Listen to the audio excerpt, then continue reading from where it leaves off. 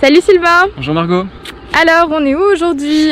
Aujourd'hui, on est au pied du lac Saint-André, dans une parcelle de jacquère sur une appellation Les Abîmes. Très bien. Et qu'est-ce que tu fais aujourd'hui alors dans cette parcelle? Et ben aujourd'hui, on travaille le sol mécaniquement pour éviter tout ce qui est herbicide. Donc on vient trouver une alternative pour éviter tout ce qui est tous ces produits qui sont assez controversés en ce moment, dont on parle tant là, le Roundup. Donc voilà, donc depuis 2 ans on s'essaie à cette technique. Les derniers on a travaillé à peu près 6 hectares. Cette année on est à peu près sur un tiers de la surface de l'entreprise. Super. Et donc voilà, donc aujourd'hui je passe des lames avec un tracteur.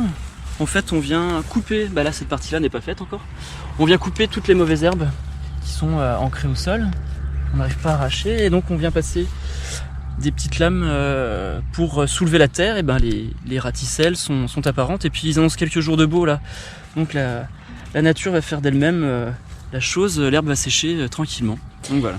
Donc en fait ça veut dire que tu arraches les mauvaises herbes de manière respectueuse de l'environnement, tout simplement. Voilà, c'est ça. Très bien, et donc tu utilises un tracteur spécialisé pour ça. C'est ça. Vu que tu as beaucoup d'hectares. Et C'est alors ça. par exemple, un hectare, tu mets combien de temps à... Alors ça dépend un peu de la topographie de la parcelle, mais environ à peu près 2 heures. Alors, D'accord. Bien sûr c'est un coût supplémentaire par rapport à un travail avec des herbicides, mais je me donne l'objectif d'ici 5 ans de ne plus travailler du tout avec des herbicides. Dans les coteaux, le travail du sol de cette manière-là est impossible. On a fait des essais d'enherbement avec des trèfles.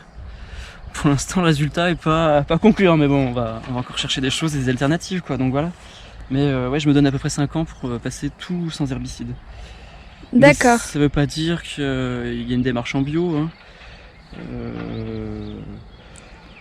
C'est vraiment une volonté d'être sans herbicide et d'assurer quand même une récolte assez correcte. Et puis pour moi le bio, il faut que ça reste un produit assez niche.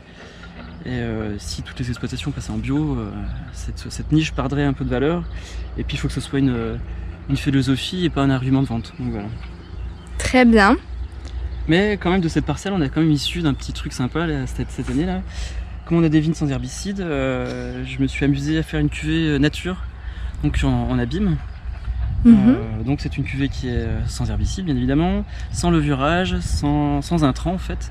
Il y a de la jacquère et un petit peu de sueur et puis voilà. Donc c'est un vin nature quoi, C'est complètement, ça. Ouais. complètement naturel.